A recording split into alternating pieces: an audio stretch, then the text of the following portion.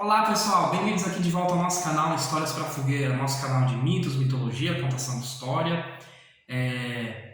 quebrador de ilusões, né, por assim dizer. Nesses últimos vídeos tem nem pegado assim algumas coisas que a gente fala, né, da mitologia e fala, não é bem assim, não é bem assim. Inclusive eu já tive uma ideia para o nosso especial de 100 inscritos. Esse é um vídeo desse estilo que vai ser talvez o mais chocante de todos que eu tenho feito aqui no canal até agora. Mas enfim, para quem ainda não me conhece, para quem está chegando agora, meu nome é Vitor, eu sou formado em Ciências das Religiões pela UFPB. E o tema de hoje vai ser quem eram os vikings exatamente, o que era um viking, o que era ser viking, trazer um pouco de realidade histórica para o nosso imaginário viking. Antes da gente começar, algumas pessoas estão me cobrando para fazer um review dos Cidades Invisíveis.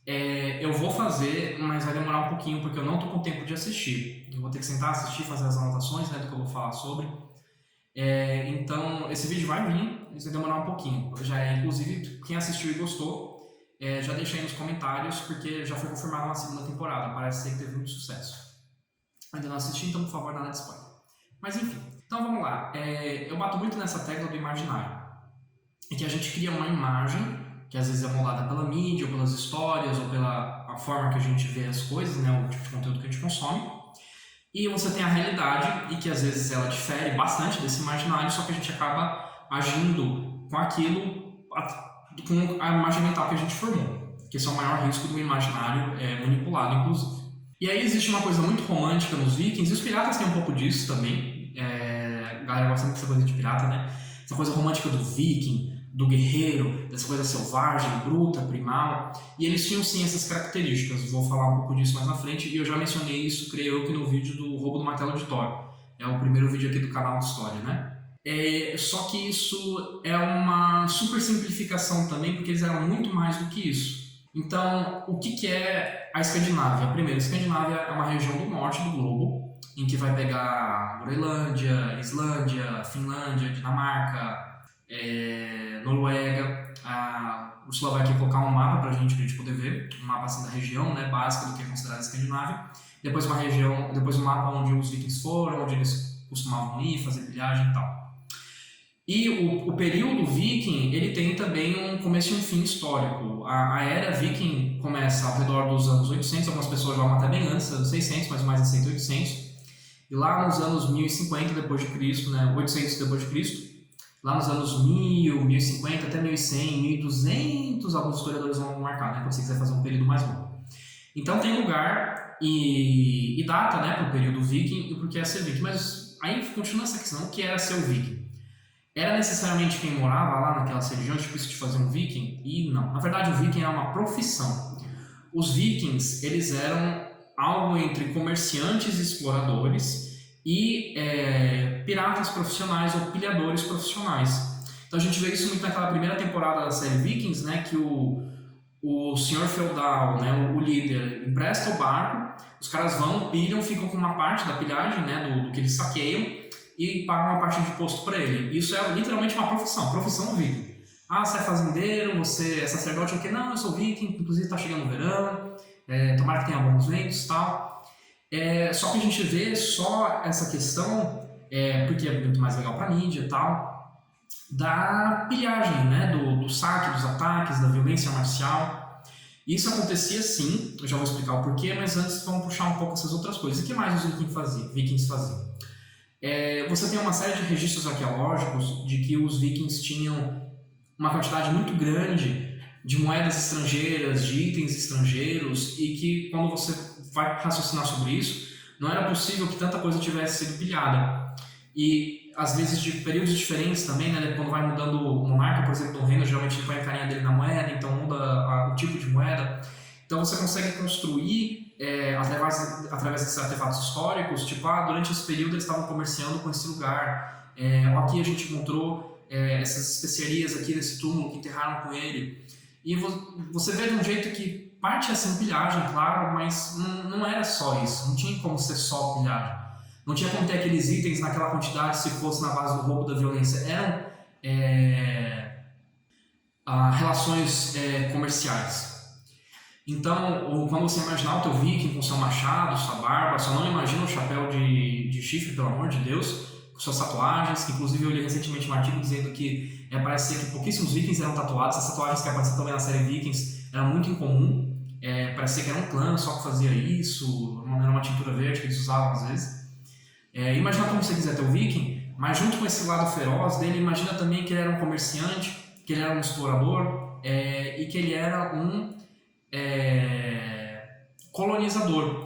Porque o que acontece, como eu falei naquele primeiro vídeo do roubo do martelo do Thor, quanto mais ao norte, mais duro é o clima, menor é a estação de plantio e colheita, então você tem menos comida, o sol é mais pobre, então cresce menos as coisas, qualquer semana a mais que teve de inverno ou que o verão foi embora antes, uma chuva que atrasou, acaba sendo uma coisa muito disruptiva. E tem alguns solos, quando você chega na parte da Groenlândia, da Islândia, das Ilhas Faroe, que é um solo muito, muito, muito pobre. E aí o que acontece é o seguinte, você tem uma religião que diz que se você morrer em combate de forma honrada, você vai para um paraíso. Você chega lá na tua fazendinha, teu senhor feudal está batendo na porta para pegar teu imposto.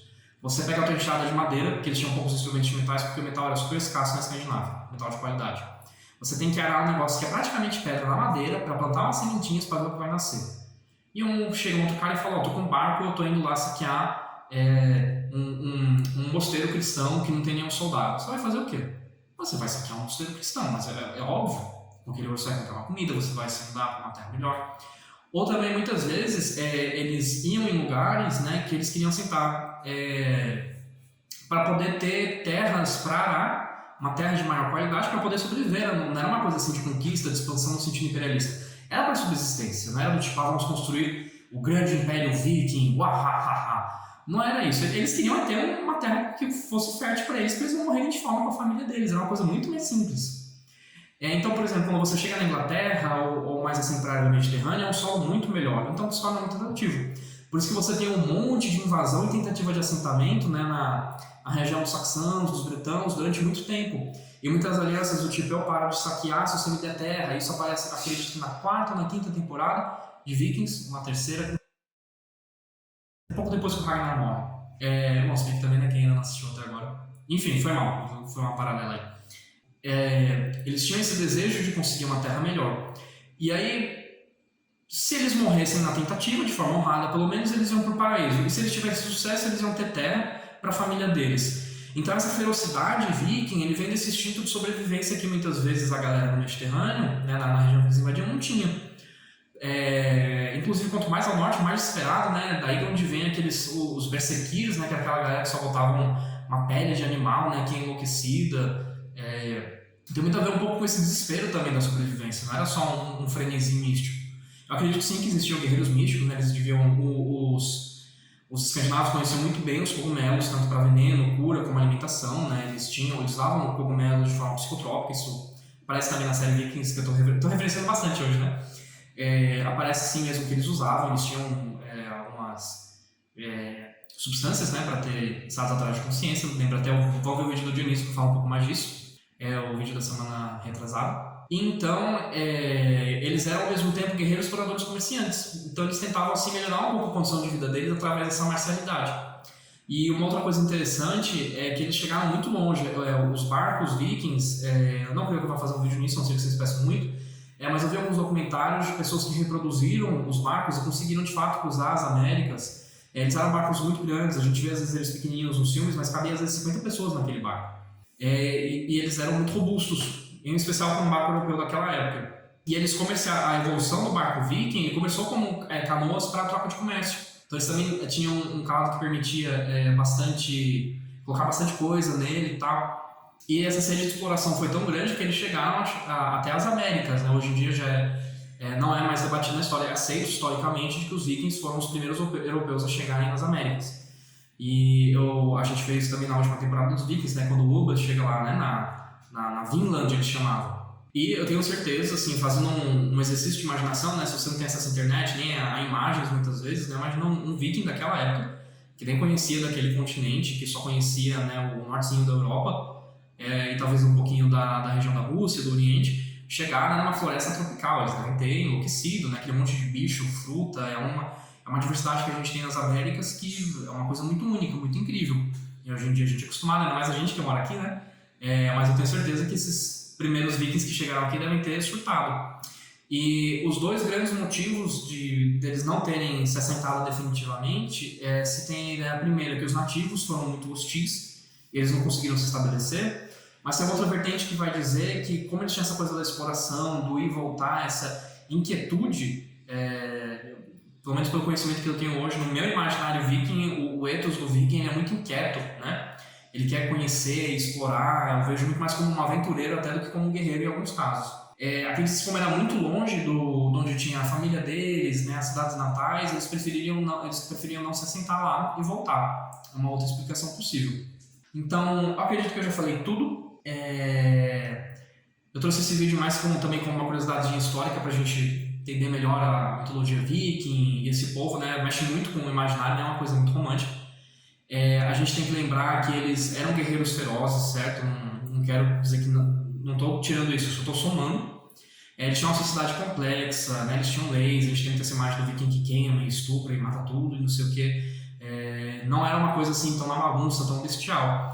Isso foi, na verdade, um imaginário que os cristãos criaram dele e a gente depois romantizou. E é isso, pessoal. Fica aí um abração para vocês. Até o próximo domingo. E é isso. Tchau, tchau.